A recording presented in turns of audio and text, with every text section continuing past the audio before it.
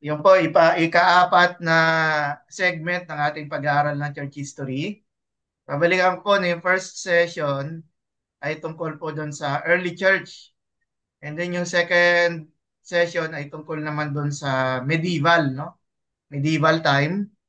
Last meeting, sa turo ng Pastor Jonathan, ang ano naman, yung Reformation hanggang sa tinatawag na Enlightenment. At sa akin, yan, welcome din si Pastor RG. Pastor RG ay ano, kamanggagawa natin sa Kawit, Christian Fellowship. Ayan. So at ang history po ng Protestantism sa Pilipinas. So two parts po tayo. Yung first hour ay tungkol nga po sa American Protestantism. At ang second part natin ay yung kasaysayan naman ng SIBAP. Ito po yung aking first. Teka lang. Wait lang po.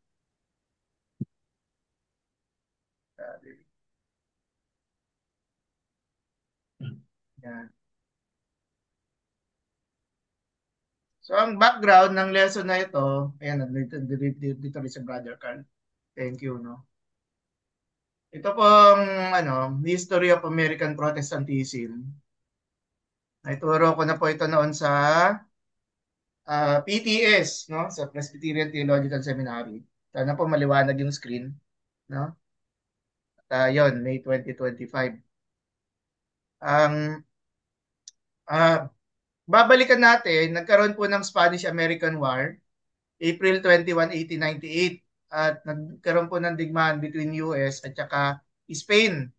Dahil merong isang barko na nakaangkla sa pantalan ng ano, Havana, which is sa Cuba, na ano, lumubog, no? Kalagay po sa baba, no? Hindi natin alam kung ano yung naging kaso ng pagsabog nitong barkong ito at naging cause ito ng declaration ng ano ng war ng Lang. US laban sa Espanya. Ayun na At may mga ang naging resulta ng ng digmaan na ito, yung mga territories na dating hawak ng Espanya ay napunta sa kamay ng mga Amerikano. Kasama na rito ang Puerto Rico, ang ilang mga states sa United States na ngayon ay kabilang, yung southern part ng California for example, at ang ilang mga isla kagaya ng Hawaii at yung mga kabilang ngayon sa US territories, and even yung Pilipinas, no? Na by that, teka lang, tandaan niyo. Sa Treaty of ano no, Treaty of Paris. So itong treaty na to ay sabihin natin paraan para lang malipat no ng pamamahala, hindi para talaga bigyan ng kalayaan no. Wala sa plano ng United States na palayain ng Pilipinas no. Noong time na 'yon kasi meron ng revolutions no. Ipaliwanag ko yung Manifest Destiny kasi very important ito. Ito yung sabihin natin programa na pinagbatayan ng mga Amerikano sa pananakop sa Pilipinas at ang isang naging resulting nito yung ano yung pagpapahayag ng ano sige lang. Sige. Yung anong tawag mo dito? Yung pamamahayag din ng ano ng gospel sa ano sa Pilipinas, no? So yun po yan, Manifest Destiny, no? Yun, yun yung parang background ng Manifest Destiny na ang sabi nila binigay daw ng no, ibinigay daw ng Diyos, no, divine providence daw na ang mga territories na dating hawak ng Espanya, of course when you say hawak ng Espanya, mga Roman Catholic na territories ito. No, ibinibigay daw ng Diyos sa United States yung pamamahala dito sa mga regions na to para nang sa gayon ay ano ang United States daw yung magbigay daw ng liberation, no? No? So ganun ang tingin ng mga Amerikano sa sarili nila nung time na ito, no? So in 1840s, yan yung sa Mexican American War close at the period swift growth for the United States, no? At dahil dito, yun nga po lumawak yung ano no, yung continent sa Pacific, 49 parallel doon sa Canadian border sa taas, no?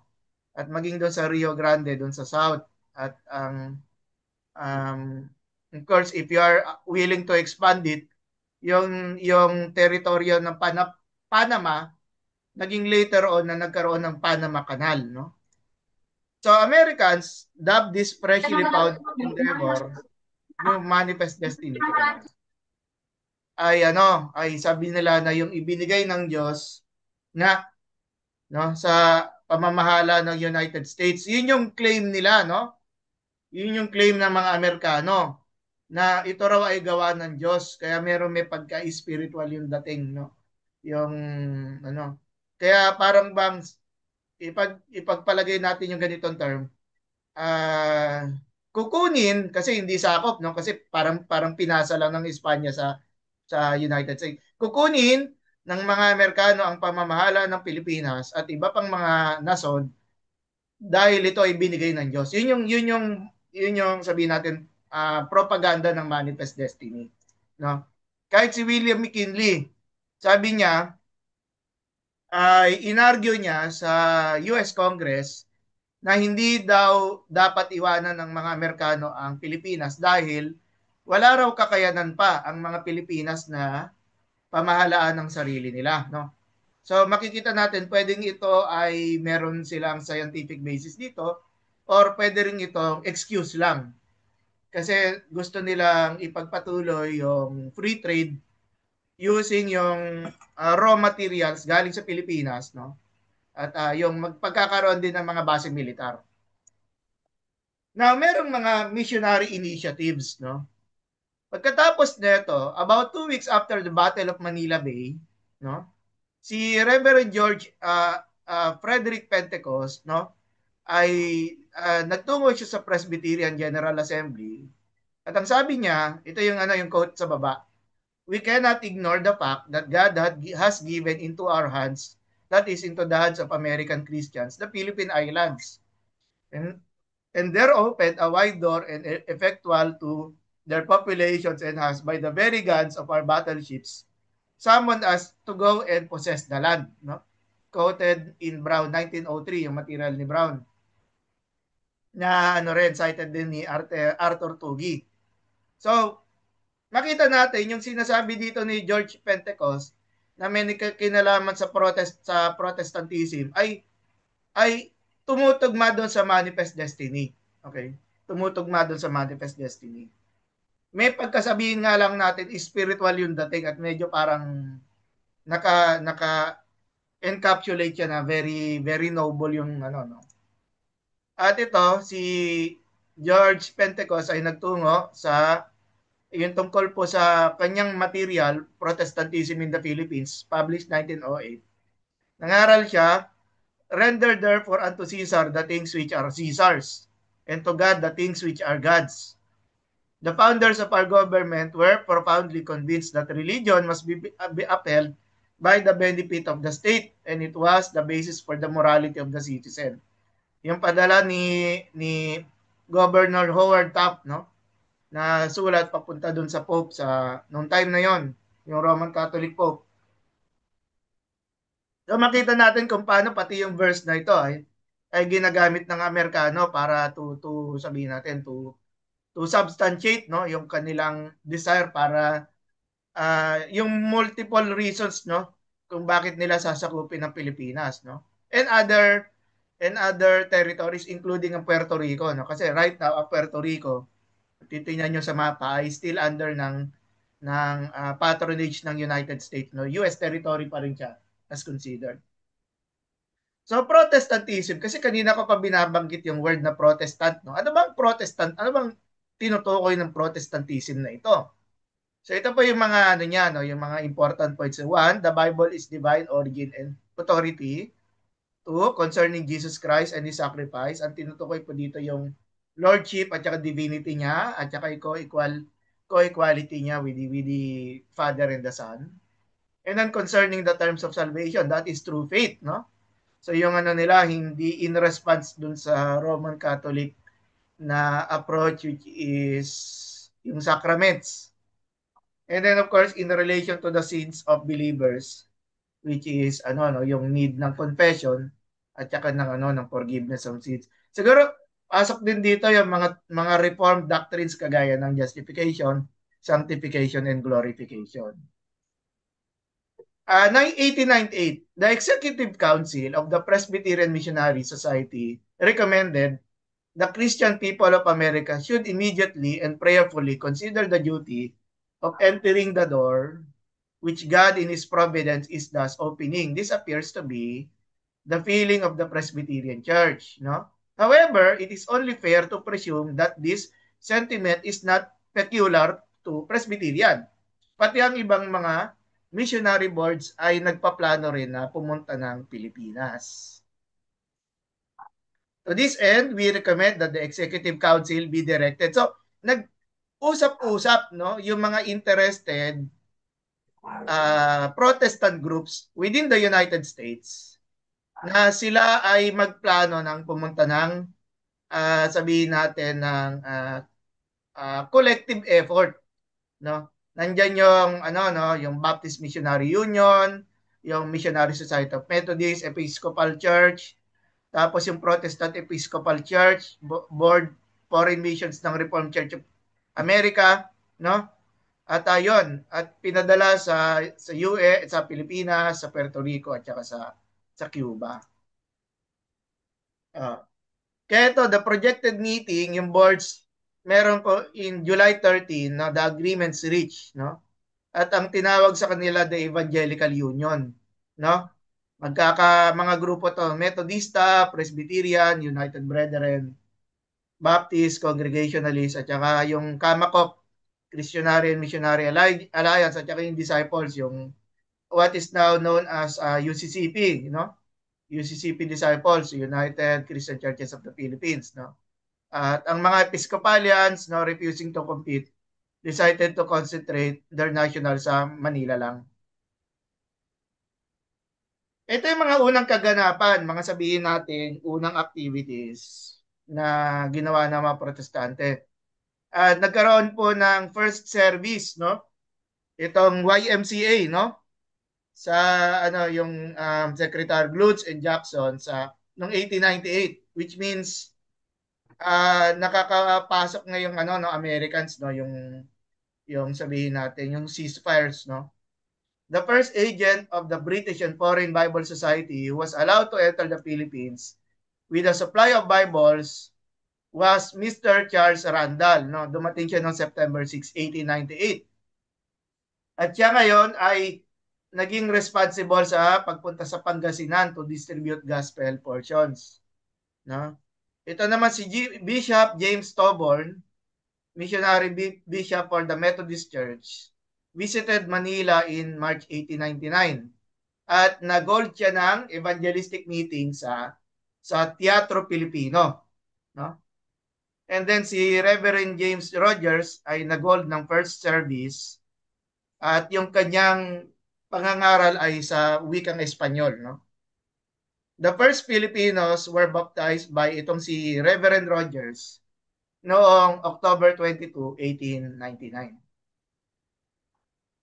Now, itong si yung on Sunday morning, March 5, no, just barely a month after the first shot of the Philippine-American War, no, rang a different type itong sa Teatro Filipino, home to Spanish plays and musicals sa Quiapo, no? Bishop James Toborn, the renowned American Methodist missionary from India, no, intended to establish a Methodist Episcopal Church na later ay tinawag na yun nga po, MEC.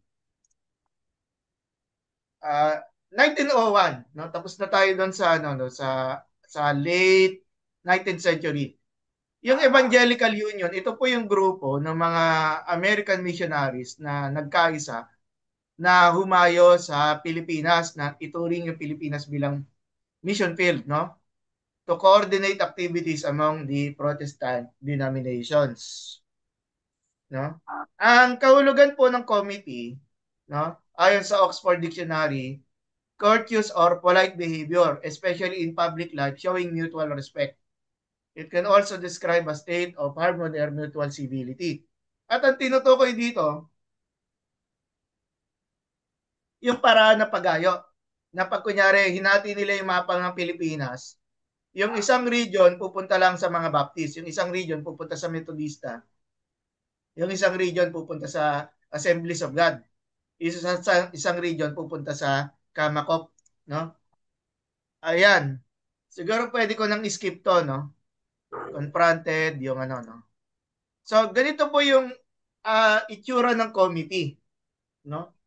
Na ang mga Amerikano, dumating sila in different sequences, no? Dumating ang mga Presbyterian noong 1899, ang mga Methodista noong 1900, ang Northern Baptist noong 1900, United Brethren 1901, at ang Disciples din, yung Protestant Episcopal Church, yung Congregationalist in 1902, yung Christian and Missionary Alliance na 1902, at ang Seventh-day Adventist din no 1905.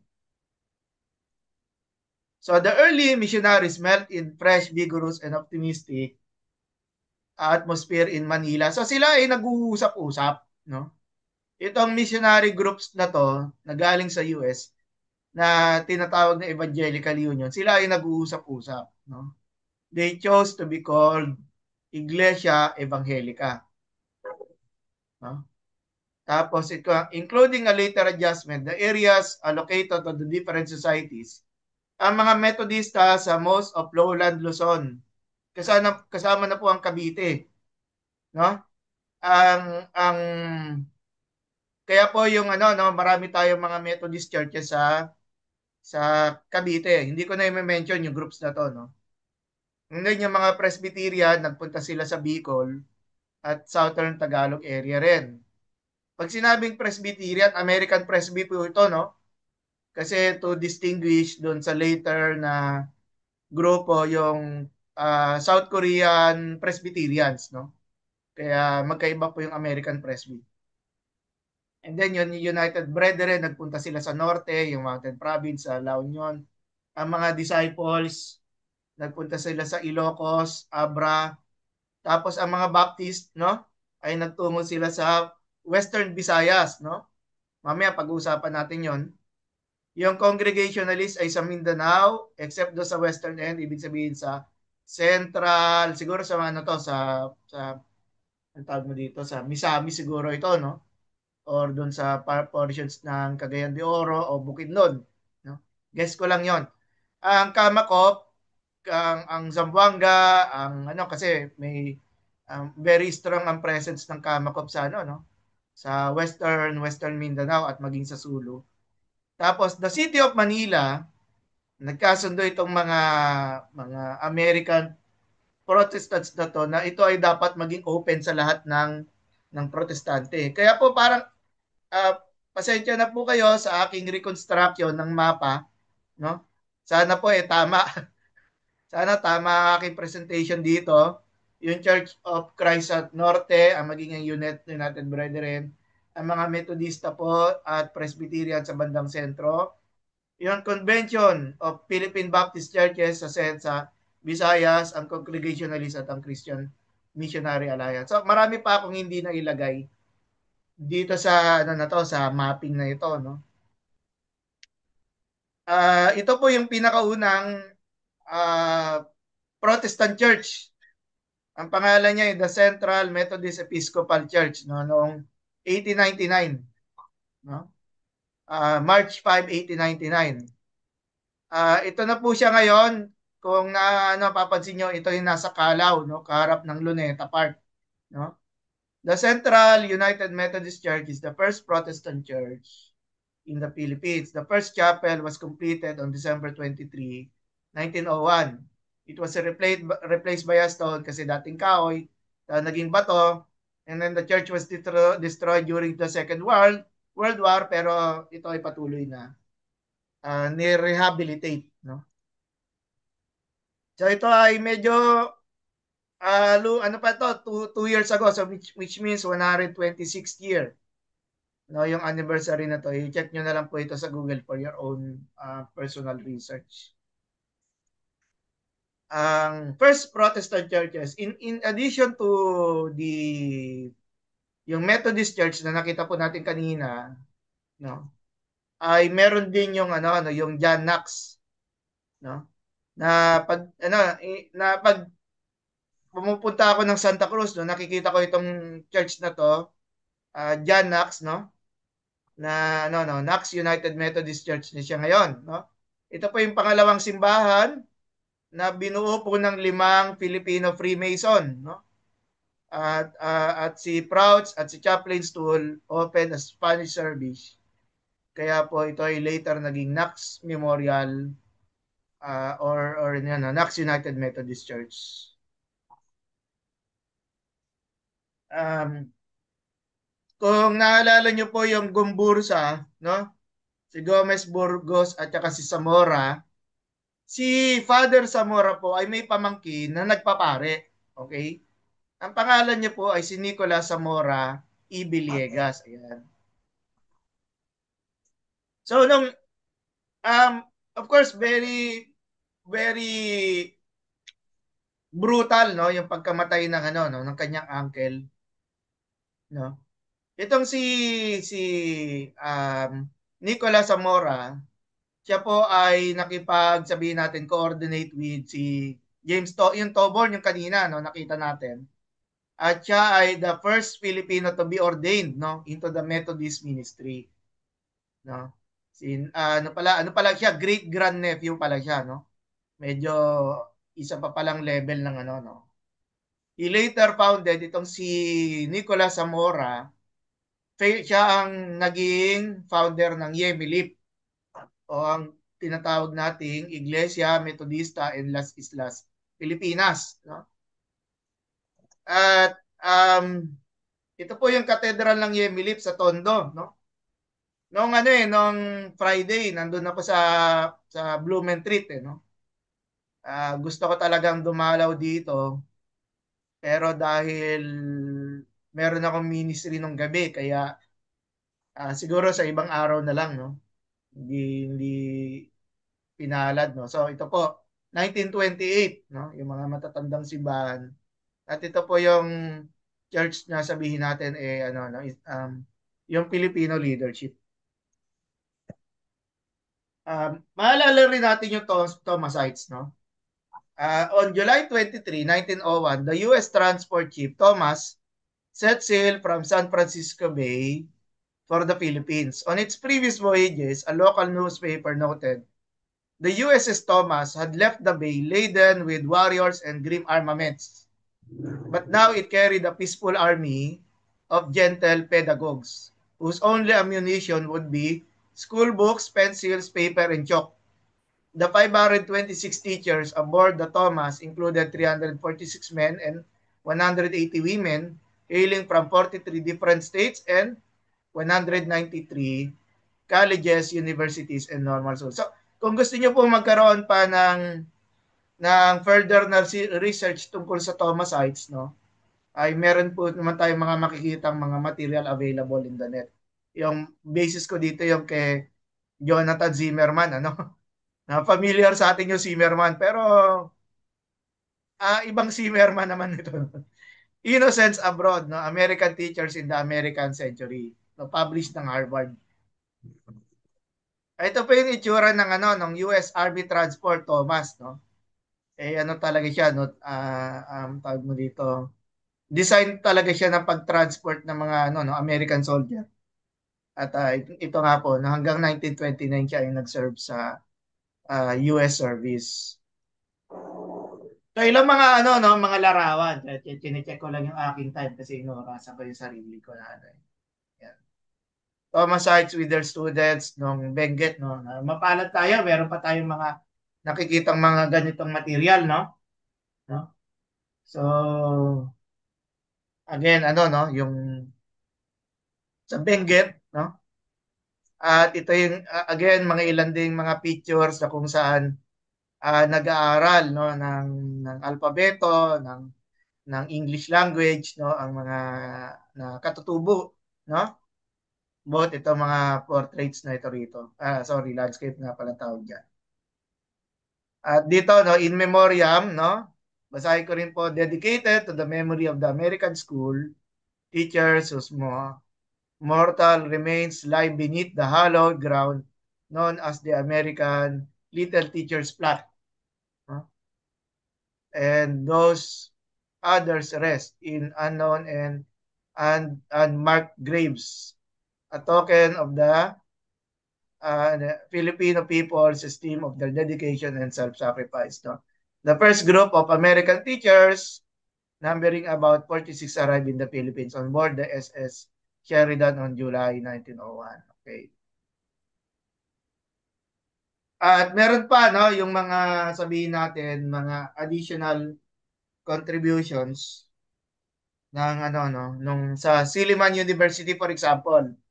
Ito um ewan ko ba kung ano no, yung kasi ang mga ang Spanish government tinayo nila ang UST no, University of Santo Tomas, and then Ateneo de Manila University at siguro mga ilan pang schools no. So yun, Silliman University sa Dumaguete. At itinayo ng Presbyterian Board of Foreign Missions 1901. Ang second na university ay ang ano no, Central Philippine University sa Iloilo na nakita ko lang sa labas ng gate kasi hindi namin sinadya ni Ninong Ronel na nandun kami, no?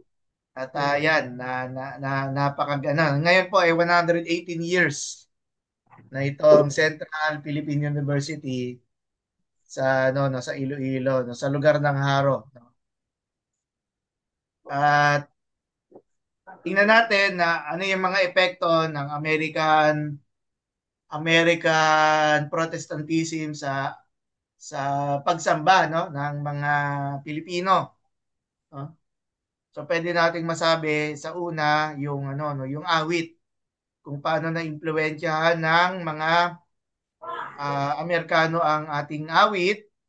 Kaya po nung time na yon ay hymnals no at gamit nila ang kanilang mga musical instruments, yung piano, yung guitar, at yung ano no, yung accordion no.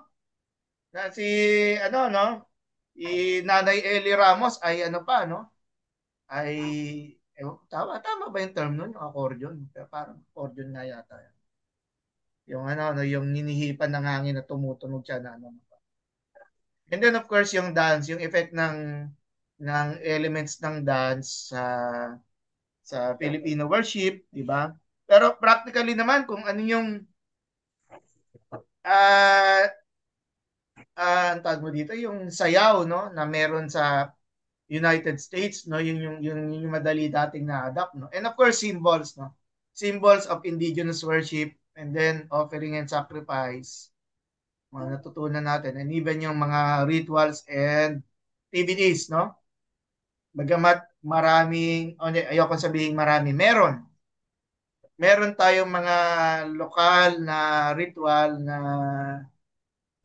itinuring na ano no na parang demonic no kasi nga raw hindi ito Christian yung origins niya kaya medyo na put into question. uh, Sayang no. And then yung concept ng duality no yung mga concepts ng ano no good bad no yung light darkness no. Imagine na to yung bawal hindi bawal di ba yung masama hindi yung mga ganong concepts no naapektuhan tayo. And even yung treatment ng women no yung treatment ng women ay siguro kasama na diyan yung participation ng women sa ministry di ba ano yun no yung um, well ano naman ano no yung ayoko na masyadong i-deal ito. And then yung concept ng participation. Bakit participation? Kasi maraming ministry nakapokus lang doon sa tinatawag na clergy. Di ba yung division ng clergy at laity? Na yun lang tuloy yung pari lang yung nagmamanage ng or siya lang yung nagiging active na participant no At the rest is nagiging passive sila, nagiging tagapakinig na lang ganito. Pero kaya nga kailangan natin ano 'yun, siguro hindi lang naman sa ano talaga no, lahat ng churches kailangan talaga ng improvement no? When we talk about ano no, yung participation paano natin na-invite ang ibang mga members within the church to participate. And of course, leadership. Well, by default, ang mga naunang mga leaders at I should say kasama dito ang CBAP no ay mga puti no. Sila ang mga unang leaders ng ano ng uh, sabihin natin ng mga ang tawag mo dito ministries no. Sila ang leader so merong American missionary na ano no na siya yung tumatayo ng um, overseer, di ba? Tapos merong Filipino clergy na kanyang ina-assist, no? So, ganun din talaga. And of course, native language, uh, uh, ano naman, di ba? Yung native language, kailangan ano, no? English. Kasi nga, sa Pilipinas, marami tayong dialect, no? Dialects, no? Sa case ng mga American missionaries, mahirap naman kung mag-aaral sila ng Tagalog. Tapos mag-aaral pa sila ng ano, ng iba pang mga dialect, Ilocano, Cebuano, di ba? Kaya to sabihin natin, to lessen the problem ay ano, no, tinuruan nila ng English, no, ng mga Pilipino. Kaya po yung marami sa mga practices natin, ang ating songs, ang ating Bible na ginagamit, no, marami pang iba ay ano pa rin talaga, English pa rin. At kahit yung mga discipleship material natin ay English, no. Kaya nga I'm very happy na kayo po ay umattend kasi kailangan makita natin yung malaking pangangailangan ng church na magkaroon talaga tayo ng mga ano no, materials na Filipino. Tagalog, Cebuano, Ilonggo, 'di ba? Ilocano para na nagiging ano malaking tulong sa ating mga kababayan ano. Mga ilang ano na lang paglalarawan no. Ito ay hango dun sa publish na to. Yung doing theology in the Philippines no. Medyo may kalumaan 2000 kailan pa ba ito published? 2005 pa ito no. 2020 years na pa 20 years na pala ito. So ayan no, yung mga ano kababayan before baptism at saka after baptism makita nyo no na napalitan yung kanilang tribal attire ng ano no, ng coat and tie, di ba? Ng coat and tie. And then ito rin ganun din sa mga ladies no na sila sa kanilang mga katutubo sa Gilaga before and after baptism. Ay, naalala ko pala, meron akong estudyanteng Ifugao, no? At ang sabi niya sa akin, sabi niya, Pastor, yung mga ano, yung mga guhit, nakita niyo to? Yun daw damit nila, yung mga guhit, para daw sa mga tribo sa norte, akala natin, kunyari mga Tagalog, akala natin pare-pareho. Iba-iba pala 'yon, no? So kung sa Ifugao, sa Imadag, no? Iba-iba pala 'yon, merong iba-ibang design. So sabi niya, ay ang galing, sabi ko.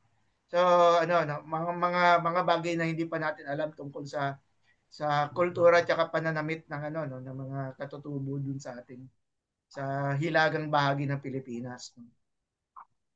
Sige. Okay, mahaba pa yung time ah. Akala ko itong lesson na to ituturo ko ng 1 hour pero nakuha ko ng 35 minutes no. Pero kasi ang gusto natin dito magkaroon tayo ng ano ng conversation no. Para hindi lang si Pastor Edwin yung nagtuturo dito. Yan mga no. Ano tayo open discussion tayo dito no.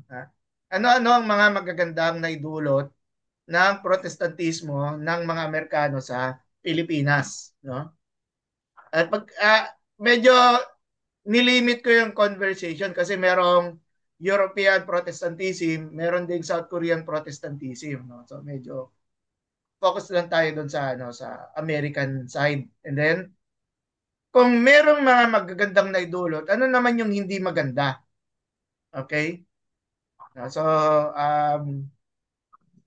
yung um, kasi yung hindi maganda, doon natin ipapasok yung ano yung kailangan nating i-improve, di ba? Of course, pupunta siya doon sa third question. Ano-ano ang mga pwede nating gawing improvement sa ating mga simbahan para mas maabot natin ang kapwa nating mga Pilipino, di ba?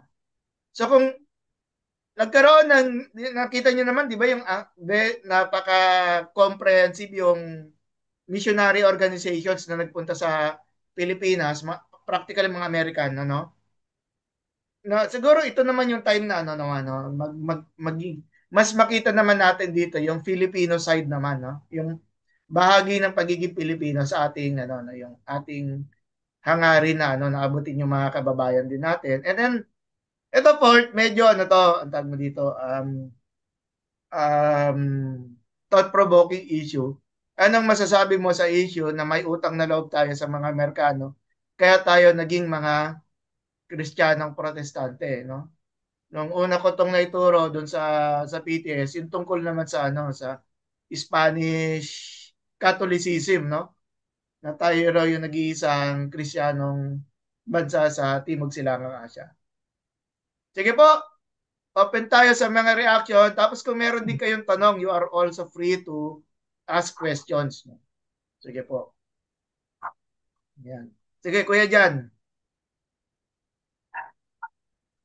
Hmm. Pasto sa akin siguro may kwento ko lang kasi yung grandmother ko kasi yung lola ko is Protestant. Although Opo. wala kung alam doon pagdating sa Kristyanismo.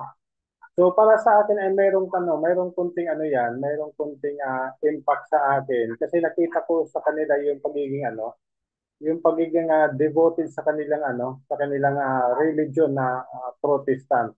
So maaaring isa rin yung siguro ang naging factor para ako ay mapalapit din sa Diyos at mapalapit din po sa pananampalataya bilang Kristiyano. Siguro yun lang po ang maibabahagi ko. Kung baga meron silang naging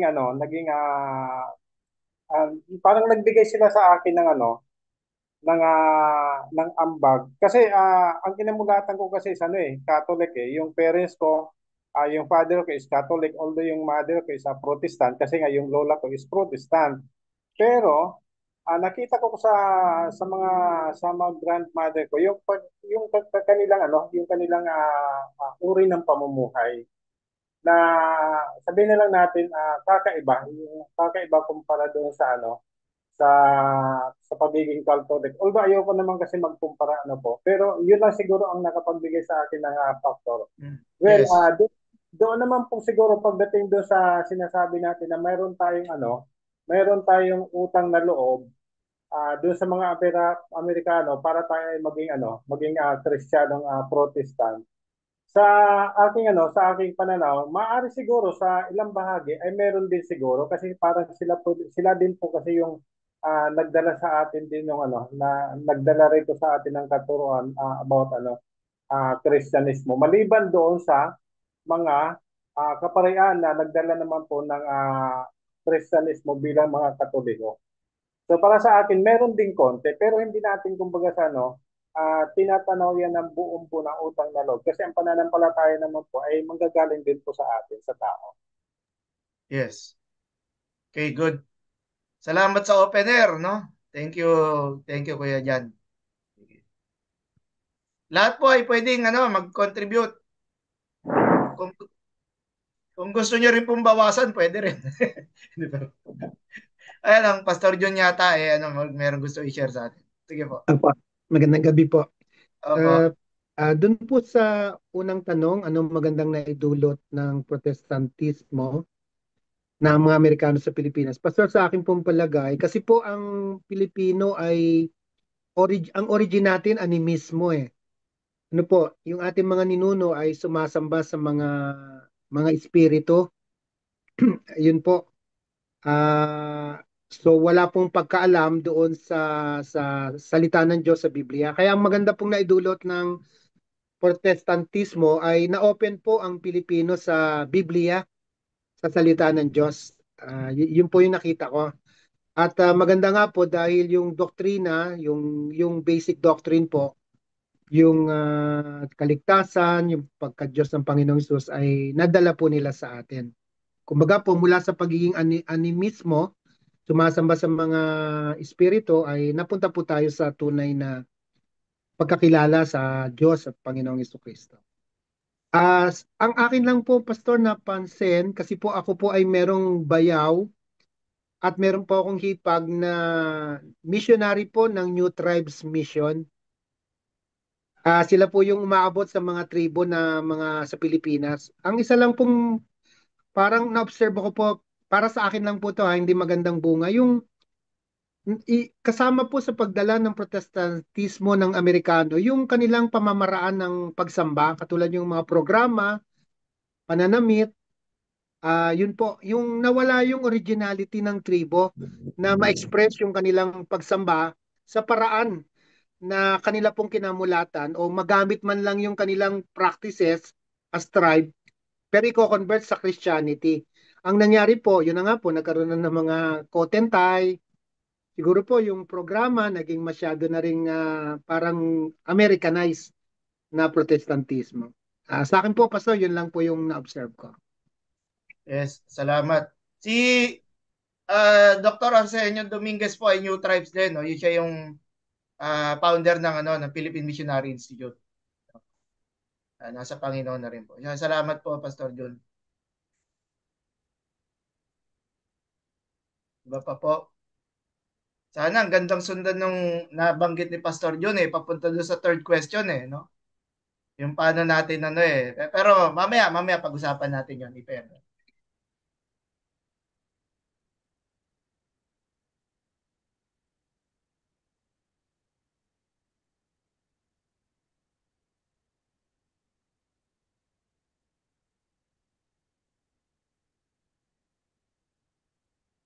Sige po, lahat po ay pwede mag-participate.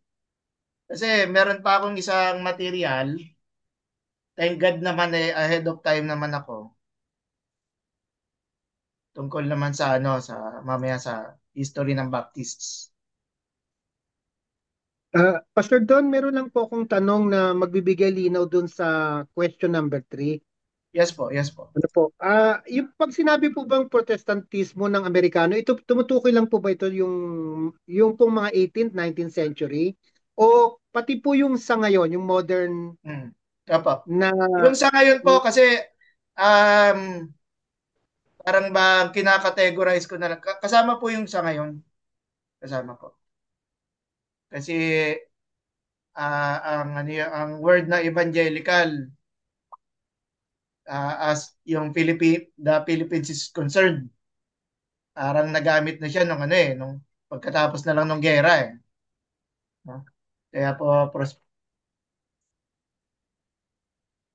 sige po. Meron kayong gustong sundan doon sa niyo yun, sa question na yun, Pastor.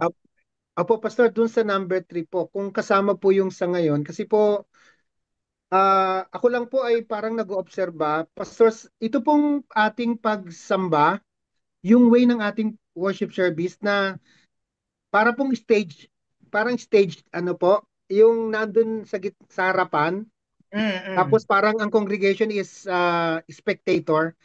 Yan Opo, po ba opo. ay namana natin sa Yes, Protestantism? yes po. Yes po. O yun po yung aking isa na Opo, sana magkaroon po tayo ng originality na abot opo. natin yung pamaraang pa-Pilipino, hindi po yung Mm.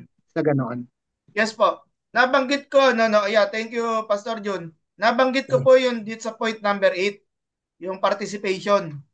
Isa po yan sa kailangan nating at again, teka lang po. Again, ang issues kasi dito ay power Di ba? Ang idea kasi pag ibinigay nila yung power sa may threat kasi. Or siguro doon sa mahigit sa 300 taon na sinakop tayo ng mga Espanyol, di ba? Na ang nakatayo lang sa gitna yung pare, no? Na ano talaga parang nasanay talaga tuloy-tuloy ang nakondisyon ang isipan ng mga Pilipino na nakaupo lang. Nahayaan na lang natin na si Pastor gumawa lahat. Actually, salamat doon sa observation na yon, Pastor Jun, ano. Sabi ko ngayon ay part ng ating tinatawag na ano, needs for improvement. Yan. Sige, thank you po. Iba pa po? Pas, Yes ah, po. Kuya Jan. magdadagdag lang po ako. Siguro ang isa sa mga nakita kong naging impluwensya sa atin yung mga Kristiyanong Protestante. Obserbasyon ko lang po ano po, siguro yung pagiging pagiging konserbatibo. Mm. Konserbatibo nila sa mga paraan na kahit sa kanilang pananamit, kanilang Mm. mga kilos, kanilang pananalita. Parang yung para sa akin lang ano po, obserbasyon ko lang naman po, although hindi ko naman po nila lahat kung ano po yung Mm. obserbasyon nila. Oo nga po. Oo nga. Parang yun yung ano, ah, parang yun ang inadapt din po ng mga Mm. tawag mga Mm. mga conservative Baptist. Parang yun lang Mm. po. Kasi sa atin po kasi sa ating pong kasi congregation bilang Baptist. Meron tayong kasi tinatawag na mga code of ethics, maging sa pananamit natin, masilan tayo Mm. sa Mm.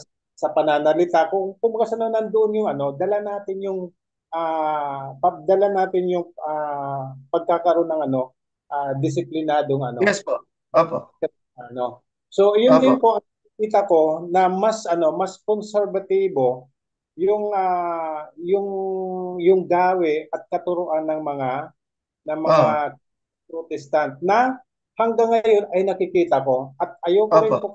ayoko rin naman kasi ikumpara sa iba kasi kung nakikita ko naman sa ibang mga sekta na parang ano lang, parang ayoko sana nga gamitin yung salitang parang mga Jeprox kung Mm. ah, kung ah, kung kumilos, maging sa aking pananalita. Siguro yun lang po ang Yes, nakita kong yes. magandang Opo. sa nila. Pagpasok nila rito ng mga Christian Protestants, Mm. makakita po ng mga Amerikano. Tama, tama. Pwede nating ipasok yan sa usaping colonial mentality, no? Kuya Jan. Or what we call the Americanization of the Philippines. Nakakasama yan. Pero when we say Americanization, wag natin kakalimutan yung Hollywood, ha? Yung malakas na impluwensya ng Hollywood, ng mass media nila sa and even yung Commonwealth. Sige. Thank you, Kuya Jan. Yes, Brother Carl. Oh, si Brother Carl ay merong gustong bahagi o tanong. Yung sa ano po, yung sa improvement sa tingin Mm. ko, yung ano lang, though habang tumatagal naman ako sa faith, nakikita ko naman yung unity, tulad nung yung PCEC, yung Mm. Philippine Council of Evangelical Churches, doon napapakita na yung kinikilala natin, yung iba't ibang sect or denomination ng Protestantism. Ngayon, meron pa rin kasing mga kilala ko na Christian o churches na hindi aware doon sa parang samahan po ba o affiliation yung tawag doon? Sige, sige. Okay lang Account yung term na affiliation. Yes, yes. yung affiliation na yun. Tapos ang medyo ano ko lang, parang pakiwari ko lang. Kasi Bible Baptist o Bethany Baptist yung kaibigan ko, best friend ko. Parang hindi nila kinikilala na yung pagsasama-sama ng mga iba't Mm. ibang denomination. Ako hindi na lang ako Mm. nagsalita, pero parang medyo masakit. Parang kasi sa pagkakakita ko, tapos nakikita ko, ay ano pala, kaya pala hindi magkalayo yung turo. Parang ano lang, doon lang sa mga tertiary na mga bagay, doon lang nagkakalayo. Mm. Mm. Kaya pala hindi nagkakalayo yung turo kasi magkakasama sa iisang umbrella. Tapos bigla Oo, oo. makakarinig ko, may isang nga, na parang isang sekta dito, mga kaibigan ko, parang hindi nila kinikilala yung ganun. Ano yung palagay nyo dun, Pastor? Kasi parang, nagdadala siya ng division. Kasi, ang Mm. para sa Mm. akin, as, ano, kapag halimbawa na yung sinasabi nga sa salita ng Diyos na yung pananampalataya, tawag dito, ay yung kaligtasan, kinikilala si Jesus bilang Diyos sa tagapagligtas, tapos yung mga solas, yun, Oh. tapos yung sa Bible, parang pag na-rap na concrete yun, parang okay, parang yun yung primary. Pero sabi nila, hindi eh. may mga sinasabi sila sekta na, ay, hindi niya Kristiyano, ganun. Ngayon, parang sobrang hatred yung nakikita ko. Ano yung palagay niyo dun pa? Ah, um, medyo iiwasan ko yung term Brother Carl na hatred, no? Siguro na lang, let's just say, defensive or apologetic yung kanilang stance. Kasi nga naman, mamaya, sa susunod ko na lecture, makikita natin ang Baptist na grupo ay ilang beses yan, ano? Ilang beses yan nahati. Sa US pa lang, no? No? Kaya yung effects nun, kahit sa atin ay ano, sabihin natin, ay kahit yung mga Baptist missionaries na napupunta sa Pilipinas, dala-dala rin nila yung sarili nilang grupo to the point na, for lack of a better term, separatist ba? Na as much as possible, syempre, pag kabilang ka doon sa grupo na yon, ang paniwala ninyo na kayo yung tama at dahil yun yung sinabi ng mga missionary sa inyo na kung ano yung tinuro ng mga missionary sa inyo na puti, yun din lang dapat ang ipapasa nila. Medyo hindi nagkakaroon ng room for open dialogue, di ba? So, ganun talaga ang magiging tendency. Again, ayoko siyang tawaging hatred. Siguro lang, ano lang siya, overprotective lang siya sa kanya mga members. No? At bibigyan natin ng sabihin natin, ng room, sabihin natin ng hindi necessarily na sila ay mali doon. It's just lang na ganun nga naman talaga yung mararamdaman natin. No? Kung makakarinig tayo ng ganoong una o yung sabihin natin hindi pakikisa, siguro yun yung mas tama, no? Hindi pakikisa. So, siguro yung observation mo na yun, Brother Carl, pasok siya doon sa needs for improvement, no? Pero sana nandun tayo sa sabihin natin sa bahagi ng ng ano yun, church application na ano, mas embracing tayo. Mas open tayo sa pagsuporta ng ano ng mga mga Kristiyano na hindi natin kasama sa denomination pero at least ano, may mga pagkakapareho. Yes, Brother Carl, may follow-up ka yata. Sige po. Yung isang specific po na ano, nabanggit niya eh. Ako, hindi ko naman pinasama. Sabi ko sabi ko parang situational yung tanong kasi ko. Paano kung halimbawa nag-gospel sharing ka, tapos nagkataon na walang Baptist church doon sa paligid. Ang nakita mo Pentecostal, Hmm. JI, ganyan. Sabi, paano mo yung Tapos parang hindi siya makasagot. Hmm. Tapos sinabi ko, kasi ako, ang conviction ko dyan, pag naman nag-gospel sharing ako, sasabihin ko sa kanya, hanap pa ng Bible-believing church na ito yung pananaw. Tapos biglang sabi ko, minsan parang ang ano dyan, kung halimbawa, kasama dun sa PCEC na nabanggit ko siya, biglang nag-ano siya na, parang ang ano niya, anong term mo?